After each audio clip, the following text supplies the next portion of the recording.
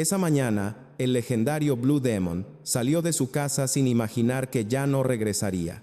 No iba hacia una arena, no había lucha programada, no llevaba su máscara azul. Solo era un hombre de 78 años que caminaba hacia el gimnasio como lo había hecho durante décadas. Horas más tarde, su cuerpo sería encontrado sin vida cerca de una estación del metro, sin fotógrafos, sin público, sin aplausos. Solo una banca fría y un corazón que decidió detenerse en silencio. ¿Cómo puede morir así alguien que jamás perdió su máscara sobre el ring? ¿Por qué el héroe que sobrevivió a miles de caídas no logró sobrevivir a una mañana cualquiera? ¿Qué ocurrió realmente en esas últimas horas lejos de la fama? Hoy no vamos a contar la historia de un luchador. Vamos a retroceder minuto a minuto hacia la mañana en que México perdió a uno de sus ídolos más grandes. Y vamos a mirar más allá del personaje para descubrir al hombre que murió sin que nadie lo reconociera. Cuando el nombre Blue Demon apareció en los primeros noticieros del mediodía, México se quedó en silencio por unos segundos. No era solo la muerte de un hombre mayor que había sufrido un infarto en la vía pública. Era la caída definitiva de una figura que muchos crecieron viendo como algo más que un luchador. Para millones, Blue Demon no pertenecía al mundo común donde los cuerpos envejecen y los corazones fallan. Era parte del imaginario nacional, una silueta azul inmortal que había vencido a monstruos en el cine y a rivales imposibles en el ring.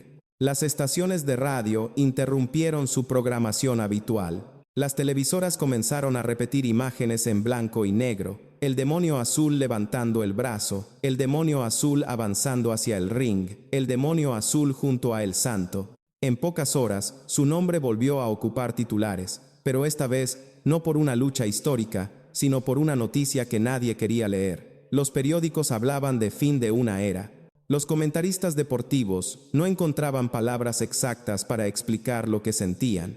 Algunos decían que se había ido una leyenda, otros que se había apagado una parte de la infancia de México. En las arenas de lucha libre, los entrenamientos se detuvieron por unos minutos. En los vestidores, luchadores jóvenes y veteranos bajaban la cabeza al escuchar la noticia. Muchos de ellos habían aprendido a luchar viendo a Blue Demon en televisión, copiando sus llaves, su postura, su forma de caminar hacia el ring. Para esos hombres, no se había muerto solo un ídolo, se había ido el maestro invisible que les había enseñado a soñar con convertirse en alguien más grande que ellos mismos. En la calle, la reacción fue distinta pero igual de profunda. Personas que jamás habían asistido a una función de lucha libre hablaban de él como si fuera un viejo conocido. En tiendas, mercados y estaciones del metro, su nombre se repetía con incredulidad. ¿De verdad murió?, preguntaban algunos. Pero si él no podía morir, respondían otros con una sonrisa triste. Porque durante décadas, Blue Demon había sido presentado como inmortal. Y cuando la muerte alcanza a un símbolo así, lo que se rompe no es solo una vida, sino una idea colectiva. Las redes sociales todavía en su infancia en aquel año, comenzaron a llenarse de mensajes escritos con una mezcla de nostalgia y desconcierto. Fotos borrosas de luchas antiguas, recortes de periódicos, pósters de películas de serie B con títulos extravagantes. La gente compartía recuerdos personales. La primera vez que fui a la Arena México fue a ver a Blue Demon. Mi papá me compró mi primera máscara azul cuando yo tenía 6 años. Yo quería ser luchador solo por él. Era como si el país entero por unas horas regresara a su niñez. Pero junto al homenaje apareció una sensación incómoda. No había una gran escena final, no hubo una última lucha televisada, ni un discurso de despedida en el centro del ring. Blue Demon no murió entre reflectores, no cayó ante un rival. Murió de la forma más común y por eso mismo más cruel, solo, en la calle, como cualquier otro ciudadano anónimo. Ese contraste era imposible de ignorar. El hombre que había pasado la vida entera construido como mito, terminó igual que millones de mexicanos que mueren lejos de toda fama. La prensa comenzó a insistir en una pregunta que nadie se atrevía a formular en voz alta. ¿No merecía un final diferente? Algunos periodistas se preguntaban por qué un héroe nacional viajaba solo en transporte público a los 78 años. Otros hablaban del abandono, de la soledad, de lo efímera que puede ser la gloria. Y aunque nadie acusaba directamente a nadie, se sembraba una duda silenciosa en el ambiente. ¿Cómo es posible que alguien tan querido enfrentara sus últimos minutos sin que nadie a su alrededor supiera quién era realmente?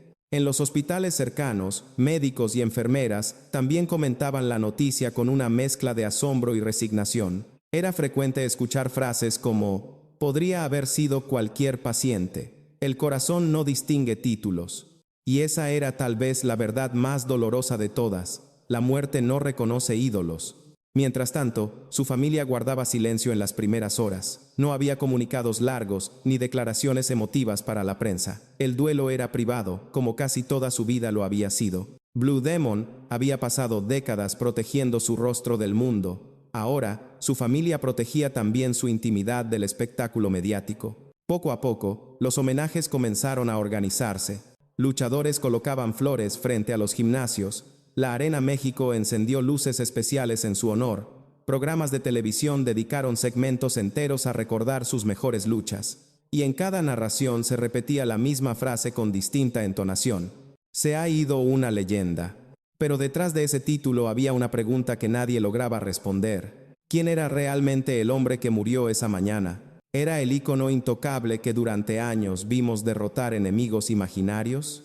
¿O era un hombre cansado que simplemente quería entrenar una vez más antes de volver a casa? La muerte de Blue Demon no fue solo una noticia, fue una sacudida cultural, un recordatorio brutal de que incluso los más grandes desaparecen de la misma forma que todos. Y quizá eso fue lo que más dolió al país. Entender que el demonio azul, el que jamás fue derrotado sobre el ring, fue derrotado por algo contra lo que nadie tiene defensa. El reloj seguía avanzando. Y mientras México lloraba a su héroe, muy pocas personas conocían los detalles íntimos de cómo habían sido sus últimas horas reales. Porque para entender de verdad por qué su muerte impactó tanto, tenemos que regresar muchos años atrás. No al momento del infarto, no a la banca frente al metro, sino al principio de todo. Mucho antes de que existiera la máscara azul, antes del ring, antes del cine y los reflectores, hubo un niño caminando descalzo sobre la tierra caliente del norte de México. Su nombre no era Blue Demon, era Alejandro Muñoz Moreno.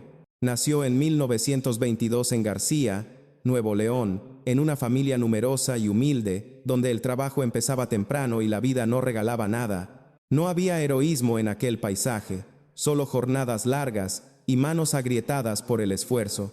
Nadie habría imaginado que de ese entorno surgiría uno de los personajes más poderosos de la cultura popular mexicana del siglo XX. Cuando Alejandro era todavía adolescente, dejó su casa para trabajar en Monterrey. Consiguió empleo como obrero del ferrocarril. Su mundo pasó de los campos a los rieles, del silencio rural al estruendo de los trenes. Ahí, en ese ambiente rudo y mecánico, le pusieron el primer apodo que anticiparía su futuro: Manotas. Tenía las manos grandes, fuertes, hechas para cargar, empujar, resistir. Eran las manos de alguien que no pedía permiso a la vida. La lucha libre apareció casi por accidente. Un encuentro casual con el luchador Rolando Vera marcó el primer punto de quiebre. Vera no vio solo fuerza en aquel joven trabajador. Vio disciplina, hambre de aprender, una rabia silenciosa que podía transformarse en espectáculo. Lo tomó como aprendiz. Le enseñó a caer sin romperse, a levantarse sin mostrar dolor, a convertir el cuerpo en herramienta de trabajo. Alejandro comenzó a entrenar después de largas jornadas laborales. Era un doble turno: el ferrocarril de día, el ring improvisado de noche. Debutó profesionalmente en 1948 sin máscara, con un nombre que hoy pocos recuerdan. Al principio fue uno más, un luchador más, un cuerpo entre muchos, pero algo no terminaba de encajar. Tenía fuerza, sí, pero no tenía identidad. Y en la lucha libre, la identidad lo es todo. Fue entonces cuando nació Blue Demon.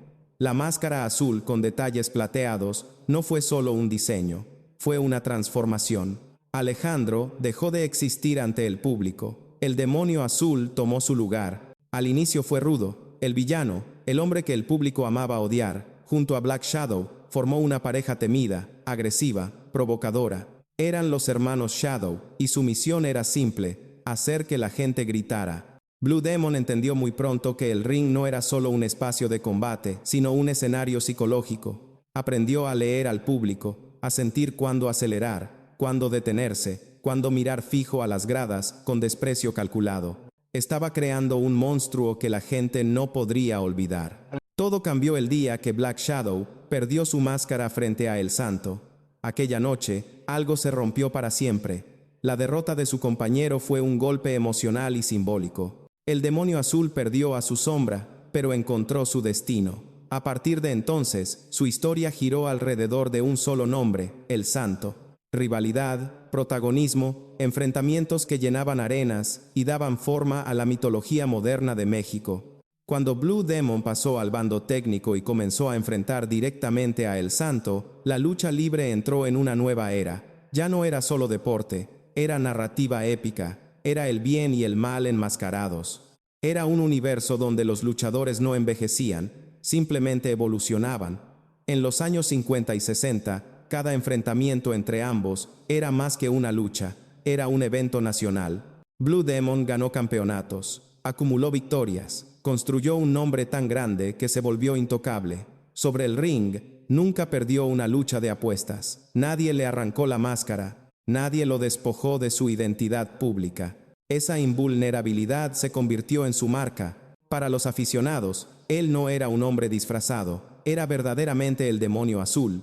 El cine amplificó ese mito. Películas donde aparecía peleando contra monstruos, científicos locos, espías y criaturas sobrenaturales. Producciones de bajo presupuesto, sí, pero de impacto descomunal. Para miles de niños, Blue Demon dejó de ser solo luchador y se convirtió en héroe de pantalla. Aparecía en carteles, en revistas, en historietas. Lo veían derrotar vampiros por la mañana y criminales por la tarde. Su figura cruzó generaciones. Y como toda figura gigantesca, comenzó a perder su sombra humana. Mientras su imagen crecía, Alejandro se hacía más pequeño detrás de ella. En casa era un hombre callado. Sus hijos recuerdan a un padre severo, correcto, distante a veces. Amaba, pero no sabía demostrarlo con facilidad. La máscara no solo lo cubría en el ring, también funcionaba como una barrera emocional. ¿Cómo se abraza a alguien que todo el país ve como un mito? ¿Cómo se es padre cuando el mundo te pide ser una leyenda? Con su esposa, Gregoria, construyó una familia en medio del ruido constante de giras y filmaciones. Criaron hijos en una casa donde el padre salía siendo héroe y regresaba siendo solo hombre cansado. Más tarde, aparecería en su vida el joven que el mundo conocería como Blue Demon Jr. Presentado como hijo adoptivo y heredero del personaje, se integró no solo a la familia, sino al negocio. Y ahí, lentamente, comenzaron las grietas. La máscara empezó a pesar. No era solo tela, era dinero, contratos, derechos, identidad legal. Quien controla el nombre, controla el legado.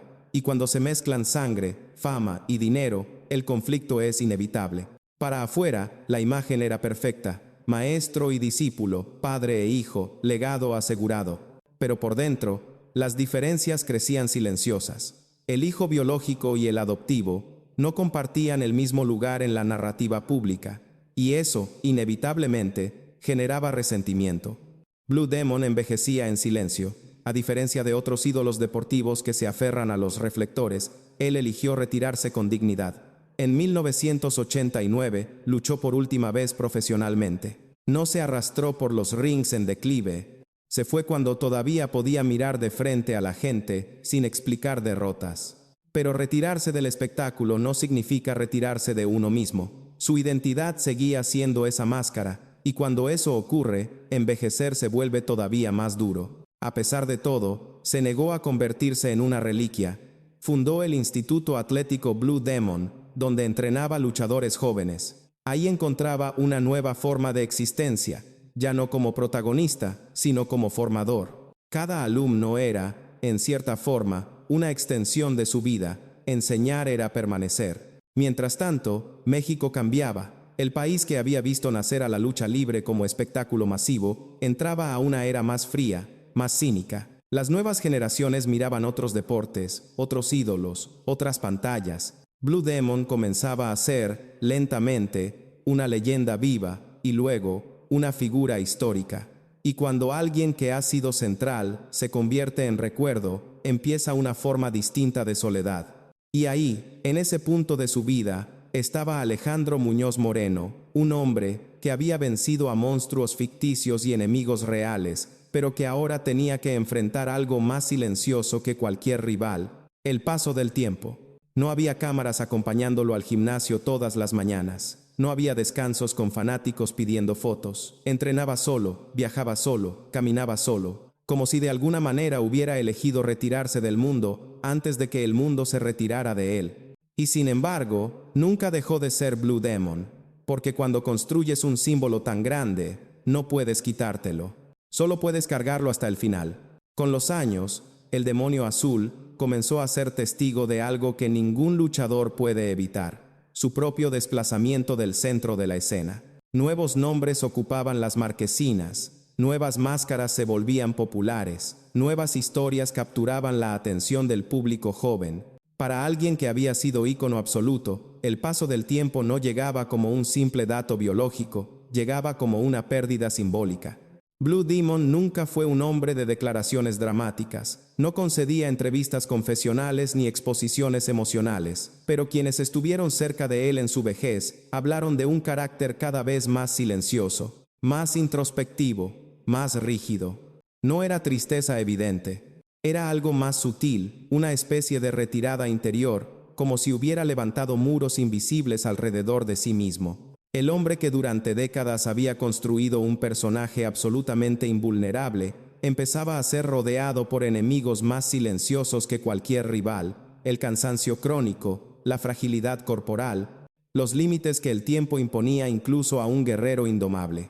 En el gimnasio, ya no podía ejecutar ciertas llaves con la misma potencia. Sus rodillas crujían al levantarse, su espalda cargaba décadas de castigo, pero jamás permitió que nadie lo viera débil, jamás se quejó públicamente, jamás se mostró como víctima del desgaste. Para Blue Demon, reconocer que el cuerpo fallaba equivalía a traicionar el mito que había protegido toda su vida. Ese era uno de sus mayores tormentos: no poder envejecer como un hombre común, porque nunca había sido uno ante los ojos del público. El anonimato solo existía mientras no usara la máscara, pero la identidad nunca descansaba. En casa, la tensión era más sutil pero constante.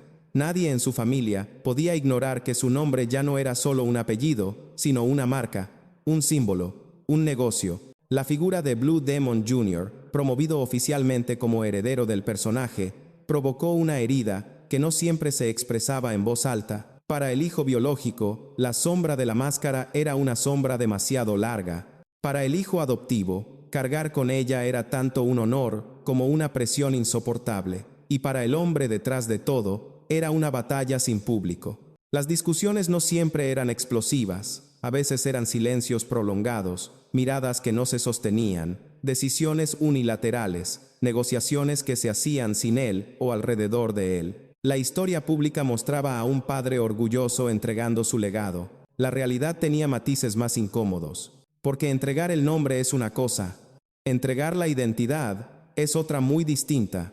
Blue Demon estaba viendo cómo su creación más grande, su máscara, comenzaba a pertenecerle menos, y eso duele más que cualquier golpe en el ring. Mientras tanto, su vida cotidiana se volvía deliberadamente austera. No manejaba autos de lujo, no asistía a eventos sociales innecesarios, seguía usando transporte público como si fuera cualquier otro ciudadano. No por pobreza, sino por decisión. Era su manera de mantenerse humano en un mundo que lo había convertido en ídolo. Pero incluso ahí, en los vagones del metro, el demonio azul viajaba con una carga invisible, la conciencia de ser un mito en un cuerpo que envejece. Nunca aceptó ser la vieja gloria. Nunca se dejó construir como una reliquia viviente. Nunca permitió homenajes incómodos en vida. Prefería el entrenamiento silencioso a la nostalgia pública. Prefería el sudor del gimnasio a los aplausos forzados. Porque si algo temía profundamente, era dejar de ser útil. Y por eso seguía entrenando cada mañana, como un acto de resistencia, no contra el olvido del público, sino contra el suyo propio. En ocasiones, algunos alumnos notaban su respiración agitada. Alguien sugería que descansara más, que dejara de exigirse, que pensara en su salud. Él sonreía levemente. Y seguía. No estaba huyendo de la muerte. Estaba huyendo de la inutilidad. En un mundo donde había sido fuerte durante 40 años, mostrarse débil era inconcebible. Los médicos lo veían como un hombre mayor físicamente resistente, pero irremediablemente marcado por una vida extrema. Aunque no tenía un diagnóstico público grave, estaba claro que su cuerpo no era el de un anciano ordinario. No había envejecido con suavidad, había envejecido luchando. Cada caída había sido una deuda contraída con el futuro. Cada impacto, un interés acumulado. Y las deudas del cuerpo siempre se cobran. En los últimos años, algunos conocidos notaron un cierto aislamiento. Blue Demon hablaba menos del futuro y más del pasado. Comentaba viejas luchas, viejas anécdotas, viejas traiciones. Como quien va cerrando capítulos en silencio. A veces se detenía frente a objetos de otra época, una máscara antigua, una fotografía amarillenta, un póster de cine. No lo hacía con vanidad. Lo hacía con melancolía, porque cuando uno envejece siendo leyenda, no tiene permiso para olvidar quién fue. Y olvidar, en realidad, es una forma de morir antes. El demonio azul cargaba con un peso que nadie más podía entender completamente. Vivir sabiendo que se es eterno para otros, pero mortal en primera persona. Ese desajuste es brutal. Por fuera era un ícono. Por dentro, un hombre cansado. Por fuera una historia. Por dentro, un cuerpo. Esa tensión constante entre el personaje y la persona fue minando algo más peligroso que la fuerza física, la identidad. Blue Demon no tenía el lujo de reinventarse como otros. No podía cambiar de piel. No podía dejar atrás su nombre.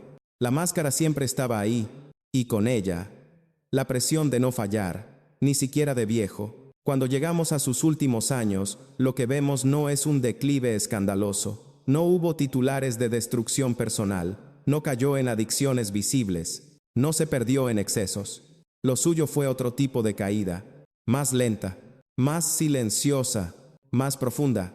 Fue la erosión interna del hombre que ya no encontraba un lugar cómodo dentro del mito que creó. Y aún así, se aferró. Se negó a abandonar la rutina. Siguió entrenando. Siguió viajando solo. Siguió viviendo como si fuera inmortal. Lo cierto es que no estaba huyendo de la muerte. Estaba intentando ganarle tiempo a la dignidad. Hasta que llegó el día en que el cuerpo decidió rendirse sin avisar. Y ese día ya no hubo máscara. Solo piel, respiración agitada, y un corazón que estaba cansado de pelear. En los días previos a su muerte, nada parecía anunciar una tragedia inmediata. No hubo comunicados, no hubo alarmas médicas públicas, no hubo internamientos misteriosos. Blue Demon seguía viviendo como siempre, con esa calma rígida que caracterizaba a los hombres que no se permiten el lujo de mostrarse frágiles. Sus rutinas no cambiaban. Despertaba temprano, mucho antes de que la ciudad terminara de abrir los ojos. Preparaba su cuerpo como lo había hecho durante décadas, no por vanidad, sino por disciplina. Para él, entrenar no era deporte, era ritual. Era una forma de recordarse que seguía vivo. Los alumnos del Instituto Atlético Blue Demon lo veían llegar con la misma seriedad de siempre.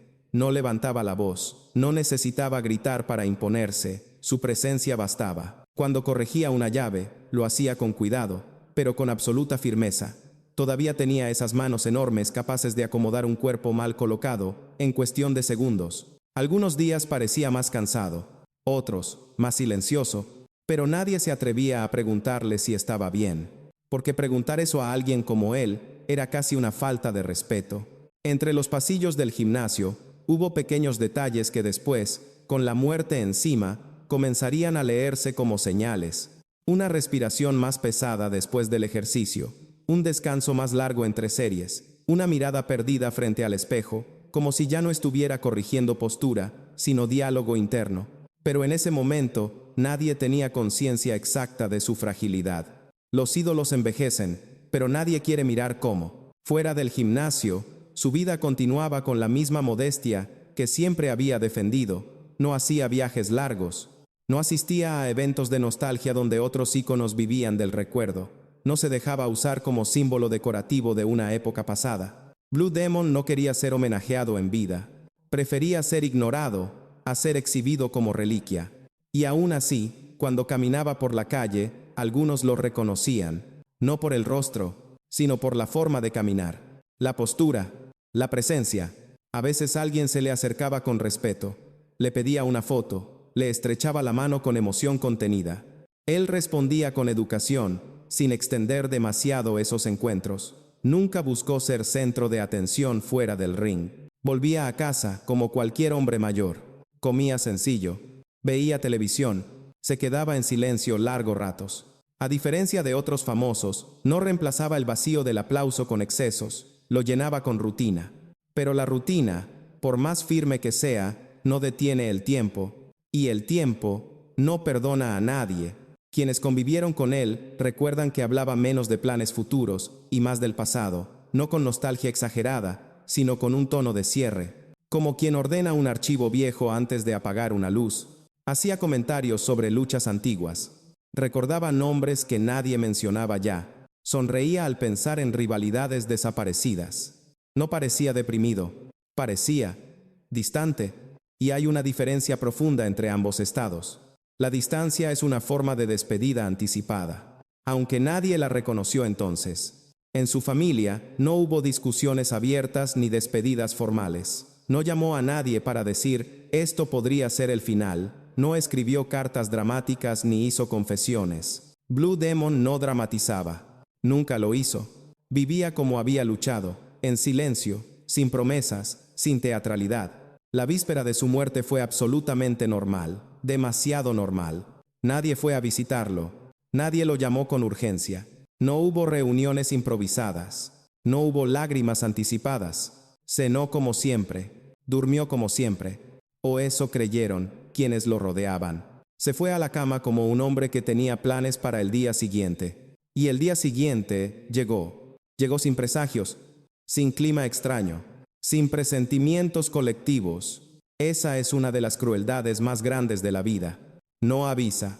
Las tragedias importantes no llegan como tormentas, llegan como días comunes. La última mañana de Blue Demon no tuvo música trágica. Tuvo el sonido cotidiano de la ciudad despertando. Tuvo el frío leve entrando por la ventana. Tuvo pasos hacia el baño, manos preparando ropa, un bolso levantándose del suelo, el reloj marcando una hora que parecía irrelevante. Nadie en casa tomó nota mental de ese instante. Nadie miró con atención su rostro, porque nadie esperaba que esa fuera la última vez. Y en ese gesto pequeño, el de salir de casa sin despedirse con solemnidad, estaba ya escrita la tragedia entera. Salió rumbo al gimnasio, como siempre. Entrenó, como siempre. Caminó hacia el metro, como siempre. Y sin saberlo, avanzaba hacia su último combate.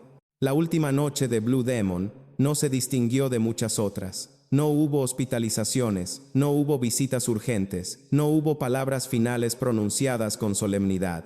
Comió en silencio, descansó en su cama, cerró los ojos como lo había hecho miles de veces antes. El cuerpo, cansado pero disciplinado, no dio señales claras de traición. El verdadero aviso se escondía en otro lugar, en el tiempo acumulado, en las décadas de esfuerzo, en un corazón que había trabajado más de lo que cualquier médico podría medir. Cuando el cielo aún era gris y la ciudad apenas despertaba, se levantó. Sus movimientos no fueron distintos a los de siempre, lentos, controlados, exactos, como si todavía estuviera calculando cada paso sobre una lona invisible. Preparó su ropa de entrenamiento, tomó su bolsa, salió de casa sin besar retratos ni mirar atrás. No sabía que el pasillo que acababa de cruzar sería el último. El Instituto Atlético Blue Demon esperaba como cada mañana. El gimnasio olía a sudor viejo, a magnesio, a metal. El olor de los lugares donde se entrena no cambia nunca, sin importar los años. Para él, ese aroma era hogar. Saludó con un gesto leve. Observó cuerpos jóvenes entrenando con hambre, con torpeza, con ilusión.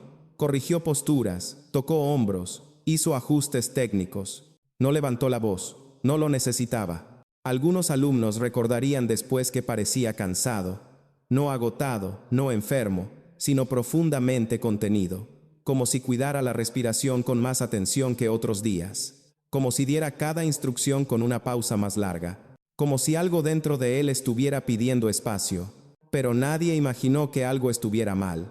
No hubo desmayos en el gimnasio, no hubo alarmas, no hubo interrupciones dramáticas. A media mañana dio por terminada su jornada. Tomó su bolsa, se despidió con un gesto breve y salió a la calle, como tantas otras veces. Ese fue su último adiós. El día estaba despierto del todo. Coches, vendedores, gente apurada caminando sin mirar a nadie. Blue Demon caminaba entre ellos como un hombre más. La máscara no estaba allí para protegerlo. El personaje no existía en esa escena. Solo había un hombre de 78 años regresando a casa después de entrenar. Se dirigía al metro. Ese recorrido era parte de su identidad secreta, una especie de acto de rebeldía contra la celebridad. Mientras otros ídolos requerían chofer, asistentes, escoltas, él prefería caminar, mezclarse, diluirse, pero el cuerpo empezaba a fallar. Primero fue una presión incómoda en el pecho, luego un mareo leve, un paso que ya no era tan firme.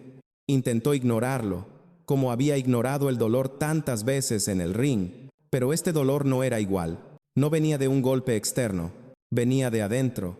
Se sentó en una banca cercana a la entrada del metro, apoyó los codos sobre las rodillas, trató de respirar profundamente. La ciudad seguía hablando alrededor, nadie sabía quién era. Para los que pasaban junto a él, no era una leyenda. Era solo un hombre mayor que parecía sentirse mal. Alguien disminuyó el paso, otro miró de reojo, alguien preguntó si necesitaba ayuda. Su respuesta no fue clara, no pudo articular mucho. El viento movía pequeños papeles sobre el suelo. Un vendedor gritaba precios metros más allá. Los trenes anunciaban llegadas. El mundo seguía avanzando con brutal indiferencia. Y él se quedaba quieto. El dolor aumentó. La respiración se volvió irregular. Un ardor profundo le atravesaba el torso. El corazón estaba pidiendo auxilio con violencia, pero sin sonido. Alguien se acercó más. Otro propuso llamar a una ambulancia. Alguien tomó su brazo. Ya no podía resistir. Intentó incorporarse, pero el cuerpo no respondió. Fue entonces cuando se desplomó. Sin ring, sin campana, sin ovación. Cayó en silencio. Algunas personas gritaron pidiendo ayuda. Un par de curiosos se detuvo. Un hombre mayor en el suelo, sin reacción. Una respiración que se apagaba. Un pulso débil. Nadie sabía que ese cuerpo había sido vitoreado por millones. Nadie sabía que esa mano poderosa había derribado a gigantes. Nadie sabía que ese corazón había resistido miles de castigos antes de rendirse. Los minutos siguientes fueron una batalla invisible. Algunos intentaron auxiliarlo. Alguien buscó un teléfono. Otro intentó hablarle, pero su mirada ya no respondía. El cuerpo se volvió más pesado, la piel más fría, la respiración apenas perceptible. Cuando intentaron moverlo para llevarlo a un hospital cercano, ya era tarde. El infarto había sido fulminante. No hubo milagro.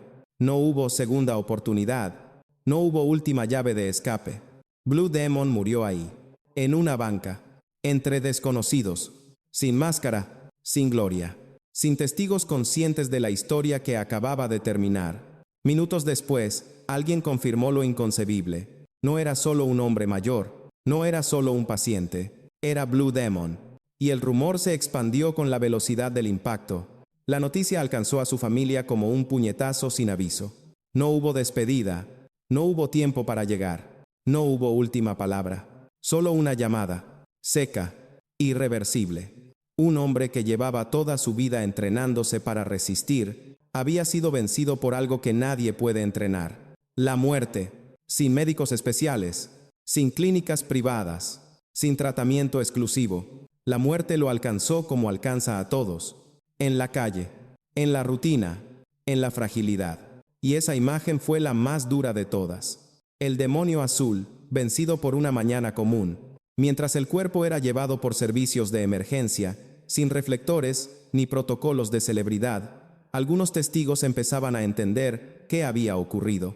El asombro se mezclaba con culpa. ¿Era él? ¿De verdad era él? La leyenda había muerto a la vista de todos, pero había sido tratada como cualquier otro cuerpo. Y en ese gesto cruel de igualdad hay algo profundamente humano, porque, al final, no murió un héroe, murió un hombre.